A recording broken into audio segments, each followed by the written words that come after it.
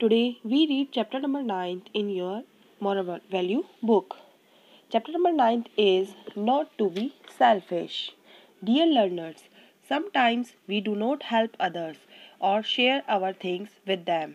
We just think about ourselves. This is called being selfish. It is not good to be selfish. We should care for others and help them. यहाँ आपको बताया गया है कि कभी कभी हम लोग दूसरों की मदद नहीं करते हैं और दूसरों के साथ अपनी कुछ चीज़ें शेयर नहीं करते हैं। इसी सोच को क्या कहा जाता है? सेल्फिश कहा जाता है। सेल्फिश दैट मीन्स की मतलबी, और ये एक गुड हैबिट नहीं होती है। हमें दूसरों की केयर करनी चाहिए और अगर किसी को हमारी हेल्प की ज़रूरत है तो हमें उसकी हेल्प भी करनी चाहिए। सो स्टूडेंट्स, आज हम पढ़ेंगे नॉट टू बी सेल्फिश के टॉपिक पर एक स्टोरी आपको जो दी गई है स्टोरी टाइम में आपको स्टोरी दी गई है the fox and the crane. That means कि आज हम एक लोमड़ी और एक सारस की कहानी पढ़ेंगे। So now let's start this story. In a forest far away there lived a fox and a crane. They were good friends. बहुत दूर जंगल में एक फॉक्स और एक क्रेन रहता थे।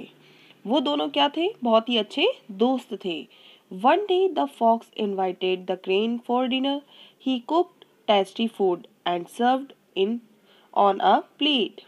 The crane had a long beak, so he could not eat the food. The fox quickly finished his food and laughed at the crane.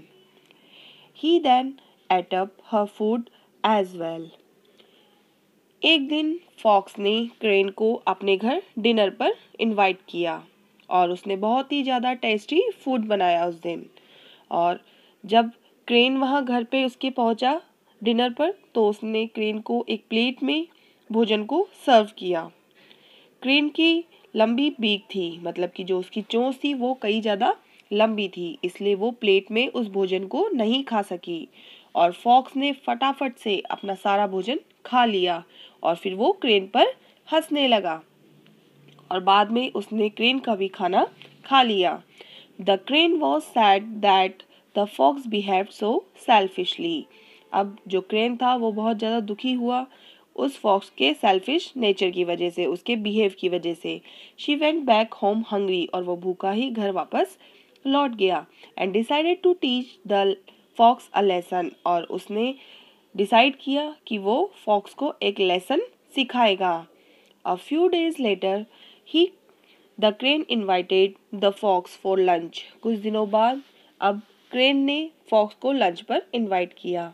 She made porridge and served it in a jug. The jug has a long narrow neck. The fox tried very hard but could not eat anything from the jug, as he did not have a long beak. He sat and saw the crane enjoy her porridge. अब कुछ दिनों बाद जब crane ने fox को lunch पर बुलाया तो उसने क्या बनाया था? पॉरेज बनाया, और उसने जग के अंदर उस पॉरेज को फॉक्स को सर्व किया। क्योंकि फॉक्स ने भी जब क्रेन को अपने पास डिनर में बुलाया था तो उसने जानबूझ के उसको किसमें सर्व किया था भोजन? प्लेट में। तो इस बार उसको लेसन सिखाने के लिए क्रेन ने भी उसको जग के अंदर वो पॉरेज सर्व किया। अब जो जग था उसकी जो नेक थी, मतलब जो जग होता है वो कैसा होता है?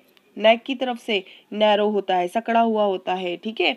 इसी वजह से जो वो फॉक्स था वो उसके अंदर का जो पॉरेज था वो खा नहीं सका, जो दलिया था वो खा नहीं सका, क्योंकि जो सारस था, जो क्रेन था, उसके पास तो लंबी चोंच थी, इसलिए वो आसानी से उस जग के अंदर का सारा भोजन खा पा रहा था। लेकिन जो फॉक्स था वो उस भोजन को नहीं खा पाया और वो बहुत ज़्यादा उदास हुआ और उसने देखा कि जो क्रेन है वो अपने भोजन को बहुत ही इंजॉय कर रहा है। The fox realise that he had behaved selfishly with the crane. He said sorry to the crane and went home. अब उस फॉक्स को रियलाइज हो गया कि उसने जैसा बिहेव किया था क्रेन के साथ, सेल्फिश बिहेव किया था, तो इसी वजह से उसने उस क्रेन से माफ़ी मांगी और अपने घर को वापस चला गया। मॉरल ऑफ द स्टोरी आपको दिया गया है, being selfish hurt those who care for you. हमें कभी भी सेल्फिश नहीं होना चाहिए और सेल्फिश होकर कभी भी किसी को दुखी नहीं करना चाहिए। सो स्टूडेंट्स, ये थे आज की आपकी स्टोरी। इस स्टोरी को आप सभी अपनी बुक में से पढ़ेंगे और इस वीडियो से इसे समझेंगे।